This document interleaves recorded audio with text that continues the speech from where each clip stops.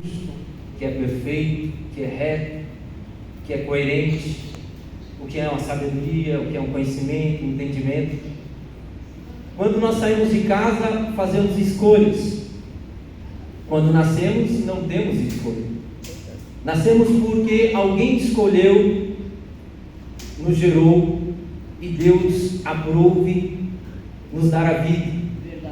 Mas quando chega a fase da idade que chamamos, eu quero dizer, 25 anos, a ciência agora colocou como a idade de ser adulto até os seus 37 anos. Antes tínhamos os 24, mas agora temos aí a coerência de um adulto, e eu falo como propriedade com 40 anos, porque você vai deixando de errar, você vai sendo mais assertivo, porque você vai aprendendo com outros adultos. E aí a Bíblia nos refere aos anciões e coloca lá até Timóteo, evangelista Timóteo, através de Paulo, apóstolo, dizendo: olha para os anciões, ouçam eles, porque deles tem a sabedoria. E sobre isso que eu vou falar hoje, sobre escolha, eu até anotei para não se perder no sermão. Confesso que não prego sobre sermão, porque minha mente flui com facilidade quando estou falando. Mas eu quero preparar você para que você se prepare para justamente das suas escolhas. Se é um ano ímpar, é um ano que depende somente de você, o que vai ser no próximo ano.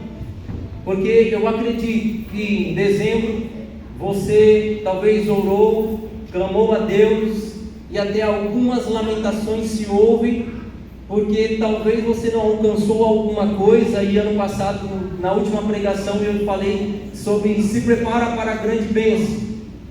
E agora você tem a chance de escolher, e essas escolhas vai fazer pequenas sementes, e dessas sementes, através do Espírito Santo, através da oração e da palavra, você vai ter coerência para realmente fazer da sua árvore bons frutos. Aleluia. Os frutos não dependem de quem colhe, o fruto depende primeiramente de quem planta. E aí a pessoa que rega é o Espírito Santo, é a palavra de Deus, porque Ele que tem autoridade hoje, através de próprio Jesus, dizendo que Ele nos deixou o Paracleto, ou seja, o Consolador.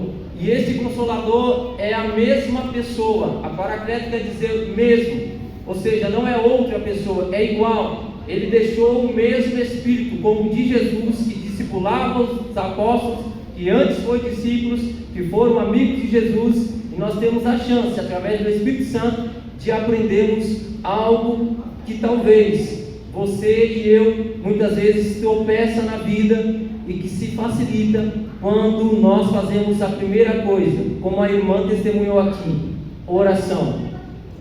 A oração não é falar com Deus. A oração, eu costumo dizer que é a forma que você vai moldando o seu caráter. Porque quando você começa a orar, a forma correta de orar é: Pai, perdoe os nossos pecados. Então você levou ao Pai. Perdoa através de quem? Jesus. Então você é purificado através de Jesus, porque o Pai te perdoa através de Jesus, que disse: eu sou o caminho, a verdade e a vida. Ok? Depois você vai pedir e convidar o Espírito Santo para que te ajude na oração, porque a Bíblia vai dizer que aquele que intercede por nós com gemidos inexprimíveis, se Ele que intercede, é Ele que vai te ajudar a falar com Deus. É Ele que vai comunicar o seu espírito com o espírito dele, a ligar com o Pai, porque eles são um. É uma trindade, mas eles são um. E aí quando você começa a orar, talvez no começo da oração vai vir um bochejo, talvez no começo da oração vai vir um cansaço físico, emocional. Ok, esse é o primeiro dia, depois vai vir o segundo, terceiro, quarto, quinto, mas você vai criando uma força, uma consistência na oração, e quem sabe você é escolhido como intercessor. Foi assim que aconteceu com a nossa irmã. ela se tornou intercessora porque ela desejou em seu coração estar mais próxima de Deus. E quem começa na oração se torna mais próximo de Deus. Agora, quando é que eu começo a aprender? Quando eu também começo a frequentar a escola dominical.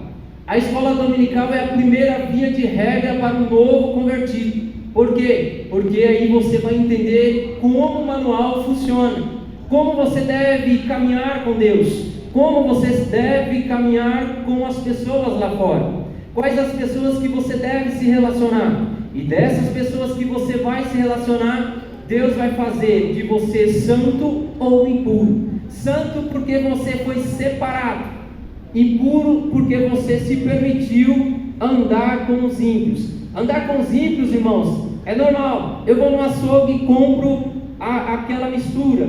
Eu vou no mercado, me relaciono com pessoas no caixa.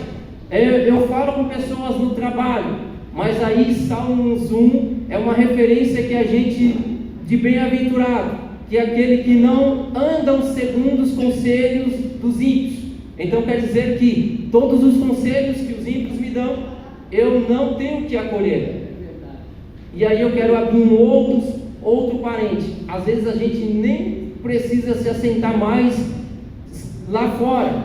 A gente pode se assentar no nosso sofá, ligar a nossa TV ou o computador e a gente se contaminar muito mais ainda. Então o que você assiste, o que você ouve, tem muito influência no dia a dia de como está a sua vida. Por exemplo, nós estamos pedindo a Deus um avivamento. Uma vez alguém me perguntou por que Deus parou de ressuscitar os mortos, por que Deus parou de fazer grandes milagres. E eu disse a ele: não, Deus não parou, é que nós não estamos aperfeiçoados a invocar o milagre, porque o mesmo Deus ainda continua o mesmo. Assim como ele curou a irmã dos miomas, foi através da oração. Ela chamou, atraiu Deus para a sua vida, e Deus falou: seja bem-vindo Espírito Santo na vida dela, limpa tudo que precisa na vida dela, e ela foi curada. O sangue de Jesus purifica, mas para ele ser purificado em nossas vidas é quando eu se torna o templo do Espírito Santo. E templo do Espírito Santo, Paulo vai dizer: se alguém destruir o templo, Deus o destruirá. Ou seja, se alguém não cuidar do templo aqui é humano, mas nós temos o templo que somos nós. Nós somos um corpo, alma e espírito, e esse corpo é que o Espírito habita, o Espírito Santo. Por isso ele nos relaciona a buscarmos a Deus. Talvez você chegou aqui hoje porque você simplesmente marcou um encontro e fez uma escolha, mas talvez você foi empurrado pelo Espírito Santo a estar aqui para que você conheça as escolhas que você vai fazer a partir de agora. E eu começo o sermão com o tema seguinte, que se diz: o tema vai ser servindo ao Senhor nas escolhas. Todos os dias somos confrontados com escolhas que definem nossos caminhos e moldam nosso destino. A Bíblia nos oferece sabedoria e orientação para fazer escolhas que honrem a Deus e nos aproxime do propósito, do seu propósito. Coloca o primeiro versículo, por favor, que está em Deuteronômio 30:19. No telão. Esse versículo eu já vou lendo, depois ele vai estar aí, vocês vão acolhendo ele, ouvindo, assistindo, lendo. Diz assim: os céus e a terra tomo hoje por testemunha contra vós, de que tenho proposto a vida e a morte, a bênção e a maldição. Escolhe, pois, a vida, para que vivas tu e a tua semente. Nós vemos aqui que Deus colocou a palavra aqui, proposto a vida e a morte. E ainda ele faz uma afirmação: escolhe hoje as bênçãos. Ele ainda quer que a pessoa entenda que só depende da pessoa, só depende de mim, só depende de você fazer a escolha. E nessa reflexão deste versículo, eu quero ler aqui que diz assim: Deus nos convida a escolher a vida e as bênçãos. Isso significa seguir seus mandamentos e viver uma vida que agrada a Ele. Nossas escolhas determinam o nosso bem-estar. e de nossas gerações futuras. Ao optar pela vida, escolhemos a bênção de Deus.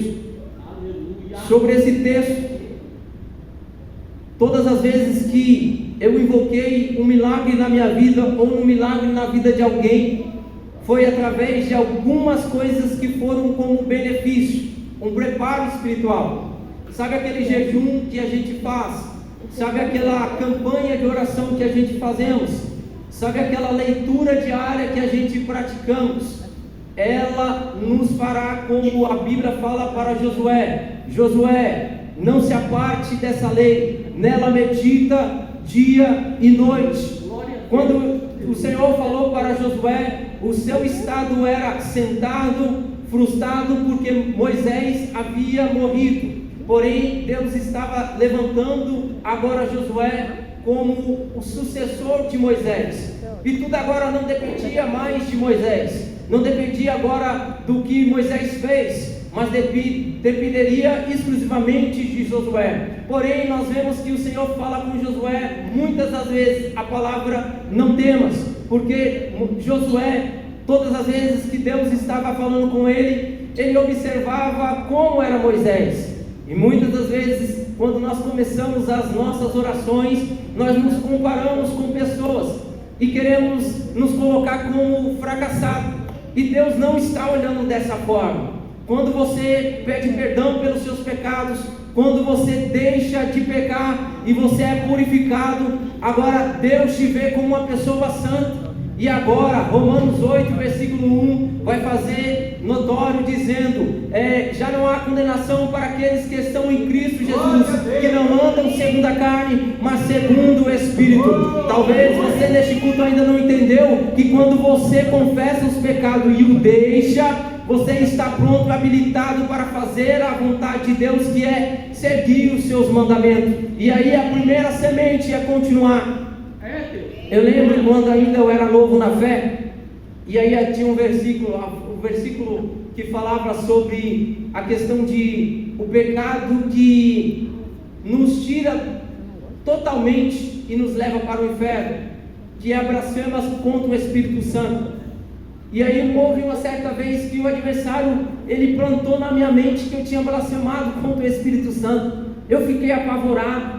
Eu falei, mas como assim eu blasfemei? Eu não blasfemei contra o Espírito Santo. Ele começou a colocar julgo, ele colocar sentimento em mim. Só que aí uma voz de sabedoria, que é o próprio Espírito Santo, foi até a mim e disse: quais as obras que você pratica?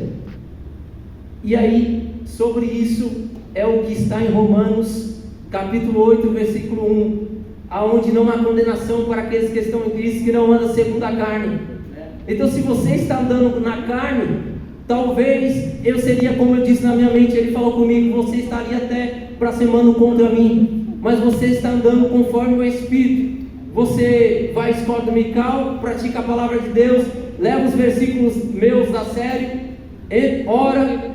Na época eu era de oração, daquela tipo de oração que eu estava com a união feminina. Hoje, às vezes o jovem pode se sentir com vergonha de estar junto com as mulheres orando, falar as mulheres mais velhas, mas você não tem ideia que enquanto eu estava ali aprendendo com elas, ouvindo como elas oravam, ouvindo como elas se comportavam, quando eu chegava em casa, eu começava a praticar a oração. Aí houve uma certa vez que a minha tia, Lene, que é de intercessão, ela disse: Ricardo, você quer aprender a orar? Eu falei: eu quero. Então, fale com Deus usando a sua palavra. E aí eu disse: é verdade. E aí eu coloquei na minha mente a mesma coisa. Por exemplo, quando você tem propriedade e autoridade do que você está falando, então quando uma pessoa pergunta alguma coisa para você, você não tem dúvida, você não vai hesitar. Por exemplo, a minha esposa chega em casa e fala: você tirou a carne do congelador? Se eu tirei, a resposta vai ser positiva: tirei do congelador. Caso contrário, a palavra que eu vou usar é esqueci, que é normal esquecer. Quem dera que a gente não esquecesse. Mas só que com a palavra de Deus é diferente. Quando o Espírito Santo habita em nós, você pode ler os versículos da Bíblia e estudar ele, e parece que não tem referência, parece que não tem significado. Você vai na escola dominical, falou sobre pão e água, e você está precisando de uma palavra de encorajamento diferente. Só que funciona assim: lâmpada para os meus pés é a tua palavra e luz para os meus caminhos. A palavra de Deus só funciona quando você precisa de luz. A palavra de Deus só vai ter referência na sua vida quando você estiver no desafio. E sobre escolha que estamos falando, se você praticar a escola dominical, se você vir nos cultos que tem palavra, o seu caráter vai ser moldado. A memória que nós temos uma memória como de computador, funciona assim. Hoje tudo que você pensou, que você ouviu, foram milhares de milhões de palavras, mas quando você chega à noite, antes de você dormir, se você praticar isso até para estudo ou para faculdade, qualquer coisa funciona. Você pegar 2 versículos que foi falado aqui, e aí você medita nele antes de dormir. Este vai dar memória que era temporária para o HD, e aí vai para uma memória fixa. A mesma coisa que o computador foi criado como um cérebro nosso. Então muitas das vezes, por que não crescemos na fé? Porque vemos que tem pessoas novas que elas desenvolvem um talento muito rápido. Eu falo até para o meu filho, eu falei, se você soubesse todos os talentos que você tem que escolher. Se você fazer escolhas, você vai acertar mais. Não tem como, você pega uma peça, alguma coisa, eu trabalho, por exemplo, com reforma. Não tem como, por mais conhecimento que eu tenha, por mais técnica que existe, ferramentas apropriadas, mas quando você está no desafio do trabalho, você vai esquecer alguma coisa, mas você vai aprender outra. Você vai sendo moldado junto com a ferramenta, com seu conhecimento e com aquele problema, e você resolve porque você não desiste. Se você disser na sua mente assim, eu não consigo, você não consegue. Se você diz, eu vou vencer, você vai vencer porque você está se posicionando, seu cérebro está acreditando.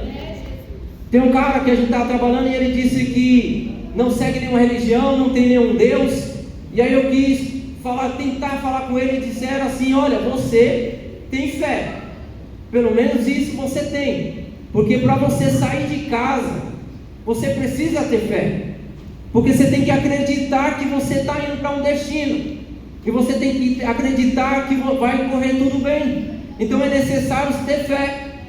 Agora, se você posicionar essa fé em Deus, como seria? A gente tem fé que pode conseguir um carro, e conseguimos. A gente tem fé que vamos passar na faculdade tremendo, e conseguimos. Mas quando se trata do reino espiritual, nós trememos. Porque não é verdade, não é que a gente não tem fé, é porque a gente não tem perseverança e consistência. E a perseverança e consistência depende exclusivamente de estar lendo a palavra de Deus. Porque você vai ser confrontado na sua mente e dizer, você não é capaz, tem alguém melhor que você aí. Você é o menor e você não consegue. Quando o menor estava no campo e quando ele foi chamado, ninguém ainda tinha sentado à mesa, e só assentou à mesa quando ele chegou. Deus vai pegar o menor e vai colocar para sentar à mesa, e quando senta à mesa, todos sentam e todos aplaudem, porque ele vai se tornar rei. Talvez na sua dificuldade da sua vida, nas lutas que você está passando, para você sentar à mesa só depende de uma escolha: continuar matando leão, continuar matando urso. Ninguém está te vendo, mas Deus está te vendo. Glória a Deus. A escolha, a sabedoria. Coloca para mim Provérbios 4:5. Não, está sem o refletor, né? Então vamos lá. Provérbios 4:5 diz assim: adquire a sabedoria, adquire a inteligência, e não esqueças, nem te apartes da palavra da minha boca. Provérbios 2:9: se você me ouvir, entenderá o que é direito, justo e honesto, e saberá o que há de fazer. Você se tornará sábio, e a sua sabedoria lhe dará prazer. Sabe quando você estuda algo e de repente você consegue, você tem conforto. Quando a gente está cozinhando a comida, eu não sou o melhor cozinheiro, mas eu entendo que o sal, ele é para dar sabor, como a Bíblia diz, senão ele se tornar insípido. Ele nada serve a não ser para ser pisado no homem. E aí nós vamos colocando pouco tempero, acrescentando cada fórmula, e aí a gosto nós sabemos que está bom. Porém, quando nós estamos sem atenção, pensando na morte da bezerra, aí a gente vai lá e joga um pouquinho de sal, e a gente sabe que salgou, e aí todos que vão comer vão notar que está salgado. Assim também é o Espírito Santo. Quando nós não estamos temperados e moldados, a nossa vontade é que Deus nos ajude, a nossa vontade é que as bênçãos sejam sucedidas, porém Ele ainda vê, falta sabor, falta tempero. Quem sabe temperou demais, você foi afoito demais, e aí você precisa aprender com outras pessoas que sabem sobre tempero. Alguém vai falar que o açafrão é gostoso, outros vão falar que o cororal é gostoso. Todos dão sabor, mas o açafrão, além de dar sabor, ele é também um antídoto anti-inflamatório. Nós também outro que é também da culinária, que é o orégano. Eu gosto de colocar orégano em tudo. Se eu pudesse até colocava no café. E aí nós sabemos que ele é como se fosse também um anti-inflamatório, como se fosse uma amoxicilina. Ele é comparado, o orégano, com uma amoxicilina, de forma saudável. Então, sabendo disso, eu vou usar mais. E aí, quando nós sabemos de alguma coisa, estamos aprendendo. E por que dentro da igreja ainda se tem dificuldade quando a resposta é a escola dominical, quando a resposta é a oração? E isso não depende só de estar aqui na igreja, depende exclusivamente de estar dentro da sua casa. O posicionamento de estar aqui na igreja vai fluir, mas o posicionamento dentro de casa vai mostrar como você está. Hoje eu falei com o pastor duramente, e aí eu falei com ele assim: o reflexo da sua vida depende, não dentro da igreja, é como você se comporta lá fora. O seu testemunho é lá fora, é como as pessoas te respeitam.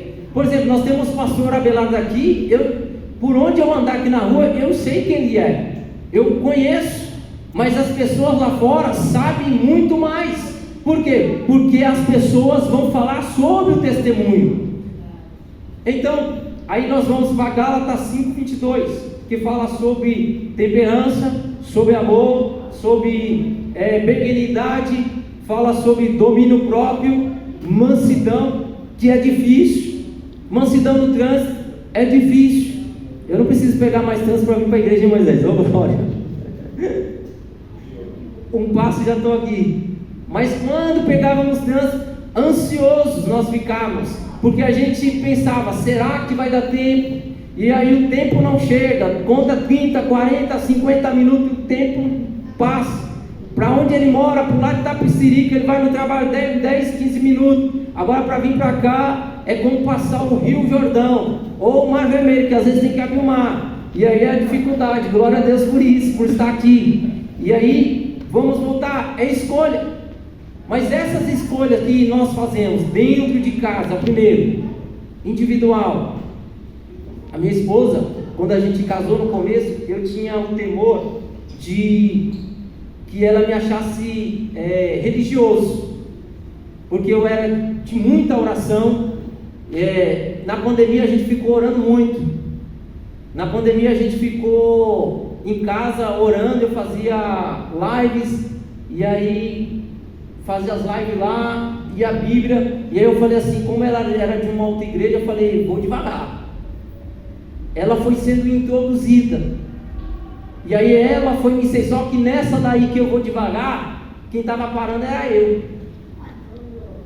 O que eu quero que você entenda, o chuchu não dá sabor, o chuchu, ele serve para tudo que tocar nele, ele puxa o sabor.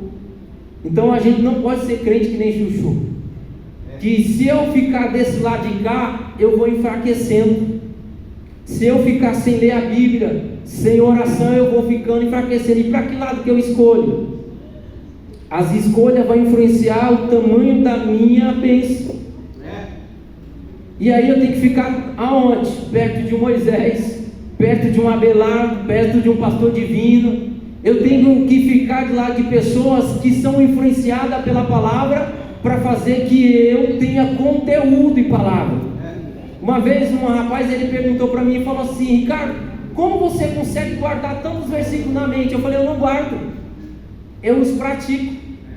A forma adequada de guardar o aprendizado não é ouvir, por isso tem a palavra aluno e estudante. Aluno é aquele que frequentou a aula, ouviu tudo, deu as costas, no outro dia não sabe mais nada.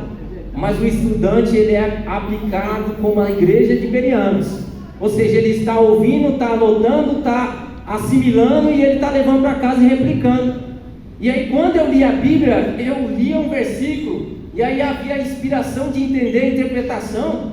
Eu ia para a casa de uma tia minha, meu laboratório de fé. Eu ia para a casa da minha tia e lia um versículo. E aí falava: tia, olha aqui esse versículo. E aí eu lia e explanava para ela. O que eu estava fazendo? Praticando. Quando você está praticando a palavra de Deus, o diabo está olhando de canto e falando: agora ele está de pé. Porque ele não nos teme quando a gente ora, porque a oração é uma prática. Só que ele entende, quando o crente conhece a Bíblia e a pratica, não peca. E aí é onde que você tem que fazer as escolhas. A reflexão diz assim: a sabedoria é essencial para fazer escolhas acertadas. Devemos buscar a sabedoria de Deus através da oração e do estudo das Escrituras. Quando escolhemos a sabedoria, evitamos muitos erros e vivemos de maneira mais plena e segura. É tudo o que falamos. Dentre as escolhas, o cuidado com o nosso corpo, alma e espírito. E aí aqui é onde eu vou entrar aqui um pouco do coach. Ter um sono de qualidade depende de Deus ou depende de mim? Depende de mim. Eu sou atacado dentro ou por fora? Dentro. Então quem escolhe guardar a informação ou soltar sou eu. Então dentro de um dia você assistiu muitas coisas, dentro de um dia você ouviu muitas coisas. E essas perturbações, ela vai acontecer à noite para te tirar o sono. Por exemplo, praticar muito celular durante o dia inteiro. Você acha que vai conseguir ter um bom sono? Não, não consegue. Eu estou falando porque eu tive depressão. Eu estou falando que eu já tive vários problemas. E antes de fazer o coach, foi uma coisa que mais me perturbava, era a noite. Porque eu era um homem de oração, de intercessão, e agora estava vivendo sobre ataque espiritual. Para quê? Para que o adversário estava dizendo assim: eu tenho que aproveitar que ele parou de ler a Bíblia e orar, porque se ele voltar, ele se torna forte para derrubar. Então eu tenho que fazer ele quando ele está mais fraco. Então o que eu quero dizer para você: se você ter noites de sono, Deus vai se revelar durante a noite. Há uns salmos, eu esqueci qual que é o salmos, mas que Deus visita, o salmista fala assim, que ele visita até o sono e revela a sua vontade. Deus se revela através do sono, e às vezes você tem sonhos, e esses sonhos vai te revelar muitas coisas, batalhas espirituais. Talvez você está passando por uma perturbação, que é uma batalha espiritual, porque você está próximo de uma grande bênção. Ou você deixou alguém entrar na sua casa que não devia. Se alguém estiver carregado espiritualmente, entrar na sua casa, que é a sua casa, que é o seu aconchego, do seu lado, da sua família, nem todas as pessoas podem entrar dentro da sua casa, dentro do seu escritório, dentro da sua família. E aí você não vigia, aí você tem que passar por esse ataque espiritual. E se você agora que está sabendo disso, você vai ter armas espirituais para batalhar. Se você está sendo perturbado, ou seja, não está conseguindo ter um bom sono, está com cansaço, muito bochecho. Olha só, às vezes você encosta perto de uma pessoa e aí você fica com um cansaço tão grande. Eu falei isso para minha esposa um dia desse. Ela falou: nossa, eu comi uma comida naquele dia e eu senti que eu estava um cansaço, mais um sono, uma fadiga. E aí eu sabia, eu tinha visto espiritualmente a batalha. E aí eu disse para ela assim: você lembra quem te tocou? Ela: não. Falei: a pessoa fez até cafuné na sua cabeça. Se uma pessoa estiver com espírito de inveja, se essa pessoa está carregada ali, ela não é ela que quer estar com espírito de inveja, é um espírito que está por detrás da pessoa que colocou aquilo para derrubar você. E aí você não está orando, você não está desenvolvendo a maturidade de batalha espiritual, você acaba o quê? Alguém chegando em você, tocando, e você não percebe. Ah, não, eu estou cansado. Não, você estava bem. Agora você está vivendo um processo e você tem que repreender este mal. E ele vai querer tirar sua paz. E aí você vai brigar com o marido, com o cachorro, com o gato, no emprego. E aí você não sabe por que começou uma batalha espiritual de repente na sua vida. Então, ter um bom sono depende também de ter o conhecimento. A forma que você vai se habilitar durante o dia vai refletir na sua noite, e quando você acordar vai depender muito de como foi o dia anterior. O dia só depende de você.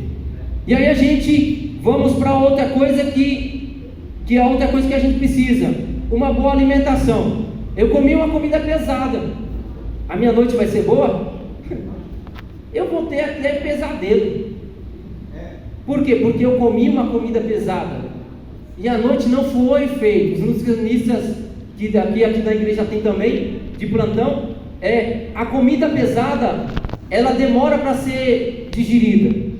E aí, o tempo que o seu cérebro estava armazenando para se preparar, para liberar vitaminas, dopamina, sensação de prazer, curar algumas enfermidades, agora ele vai perder tempo entre um raciocínio que você assistiu, o filme de terror ou filme de luta, e ainda você comeu uma comida pesada, e ele vai pensar agora: para onde eu vou? E aí você não vai ter uma qualidade no sono, porque você não se preparou para dormir. E aí a comida influencia. A outra coisa também que precisamos nos preparar é escolhas. Porque eu estou falando isso? Porque você vai precisar trabalhar, não vai? Vai precisar de muito empenho no seu trabalho, na sua família, vai sofrer ataques espirituais na sua empresa, na sua casa, não vai parar as lutas. Mas essas escolhas vai fazer que você tenha um bom desempenho, para você não perder tempo, que é precioso, gastando energia com remédio, ou com energético, ou com batalhas espirituais desnecessárias, trazendo coisas pessoas para sua casa. E aí você vai ter tempo de qualidade para sua família. Você vai viver menos no médico, você vai viver mais tempo no seu trabalho, você vai ter mais qualidade para acordar cedo e matar um leão, 2, tem gente que mata 2 por dia, não é um não, mata 2, porque está sobrando de alguém, e aí você tem que ir lá e matar o leão do outro, porque ele está lá nervoso, irritado, e aí você amarra o leão lá, deixa lá amarradinho e fala: é seu, não é meu. A outra coisa que a gente precisa praticar é exercício. Pronto, falei. As barrigas condenam. O exercício não é para perder barriga, é para aumentar a sua performance, o seu trabalho, para a sua saúde mental.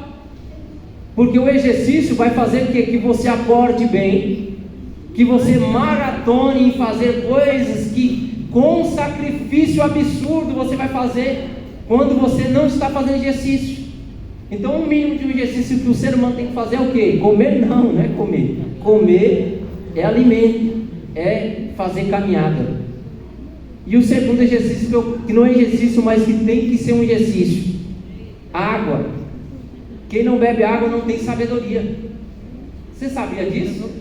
Sem o oxigênio no cérebro, você não consegue assimilar as coisas e pensar na resposta. Quando você vai fazer uma prova, pelo amor de Deus, usa ali a água como recurso para oxigenar o seu cérebro. você vai conseguir pensar com facilidade nas respostas. E aí, se você, imagina, não bebeu água o dia inteiro, aí eu vou em reunião com o pastor Abelardo, e aí ele vai me dar uma bronca daquela, quais as respostas que eu vou dar para ele? Sem oxigênio no cérebro a gente não pensa. Então não é só, o corpo não foi só preparado, a gente está lendo a Bíblia, mas nós temos também que praticar coisas no nosso corpo para que o raciocínio venha, porque senão a lâmpada não acende. E a outra coisa que a gente está falando, oração, a oração, a palavra de Deus e livros. Você precisa ler livros, e os livros vão influenciar na sua capacidade de pensamento, e nisso você vai ter uma boa conduta, porque os livros, eles não foram feitos simplesmente para ser lidos, eles foram feitos para ser praticados. Terminando, a escolha de servir ao Senhor é a mais importante de todas. Josué desafiou o povo a decidir a quem serviria. Devemos fazer a mesma escolha diariamente, colocando Deus em primeiro lugar em nossas vidas, liderando nossas famílias no caminho da fé. Aí Josué fala assim: porém, se vós parecer mal aos vossos olhos servir ao Senhor, escolhei hoje a quem sirvais, porém eu e a minha casa serviremos ao Senhor. Hoje você tem ferramenta. Talvez a ferramenta que muitos de nós, quando era pentecostal, queríamos é o pulo. Mas eu percebi que o grande Pentecoste da nossa vida é os frutos do Espírito. E esses frutos vai determinar o que você vai agir com a sua esposa, com os filhos, com o seu gato e com o seu cachorro. Hoje começou-se uma campanha, mas iniciou-se o nosso ano. E esse ano, dezembro, a gente vai medir as bênçãos e provisão de Deus, porque preparamos mentalmente, espiritualmente e o nosso corpo. Nós vamos cuidar. Se levante, se coloque de pé. Vamos fazer uma oração de concordância. Depois vai ser orado novamente, mas eu costumo orar pela palavra. Pai, nós ouvimos a Tua palavra, ouvimos a Tua voz. Eu sei que o Senhor fala de maneira diferente, mas muitos vão para casa. E quando elas forem para casa, Deus, ficarão nas suas escolhas, ficarão nos seus passos. E assim como nós devemos, a Bíblia nos refere, e até um filme também refere, nos seus passos, o que faria Jesus. Pai, que cada passo que nós damos na fé, cada passo que nós damos diante da nossa família, do nosso trabalho, tenha como direção a Tua palavra. E por isso, através da oração, nós fazemos junto em concordância, dizendo: queremos que a nossa casa sirva ao Senhor. Ó Deus, há pessoas que estão aqui, mas aquelas que não vieram e aquelas que são das nossas famílias e parentelas, elas estão, Pai, sob tropeços, porque a verdade que elas colocaram em seu coração está levando elas à destruição. Mas nós escolhemos ser referência para a vida delas e pedir ao Espírito Santo que possa moldar os seus caráteres e atraí-las à Tua presença. Por isso pedimos a salvação sobre os nossos familiares, pedimos a salvação sobre a nossa parentela, pedimos a salvação sobre o nosso Brasil. Usa os evangelistas, missionários, usa, Senhor, o Teu povo, os pastores, aos líderes, meu Pai, para que pregue o Teu evangelho, Pai, como referência. Nós queremos ser referência da Tua palavra. Por isso, meu Pai, em nome de Jesus, que todos que estão aqui, Pai, sejam cheios do conhecimento, da sabedoria, e que a Tua unção quebra todo jugo, tudo aquilo, meu Deus, que estava não conforme a Tua palavra, que agora seja feita a Tua vontade. Nós escolhemos a Tua vontade, nós escolhemos, meu Pai, seguir, Senhor, o Teu evangelho. Evangelho significa boas novas, e como boas novas, meu Pai, atrai a Tua presença, Senhor, para este lugar, atrai a Tua presença para a nossa casa, atrai a Tua presença para os nossos trabalhos, atrai a Tua presença para aquele que está enfermo e seja curado. Ó Deus, através das nossas orações, visita o que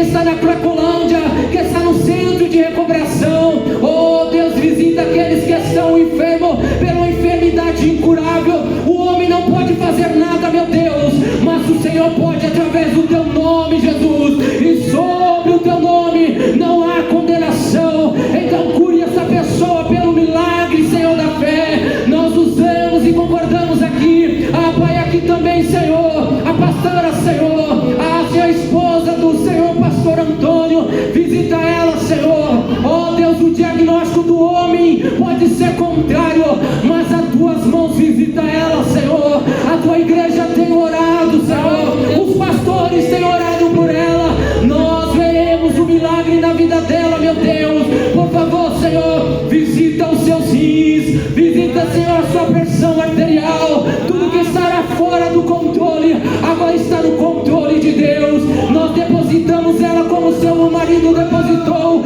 nas tuas mãos, meu Pai, a perfeição. O Senhor criou todos os órgãos, o Senhor criou toda a matéria e molécula. Por isso chama, Senhor, Pai, a existência a este corpo para a cura no nome de Jesus.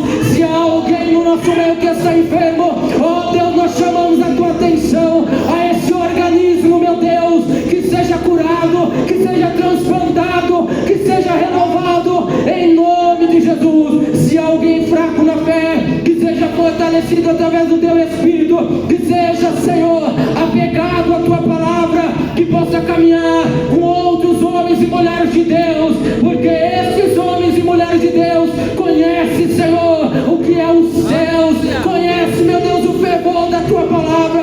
Por isso, meu Deus, nós como Josué dizemos: eu e minha casa serviremos ao Senhor, eu e minha igreja serviremos ao Senhor. Eu te glorifico por essa palavra e por essa escolha que fazemos, em nome de Jesus.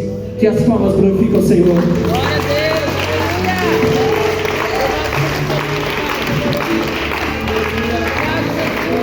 Aleluia. Glória a Deus.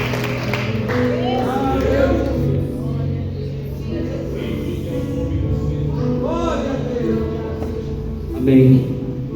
Graça e paz. Quem entendeu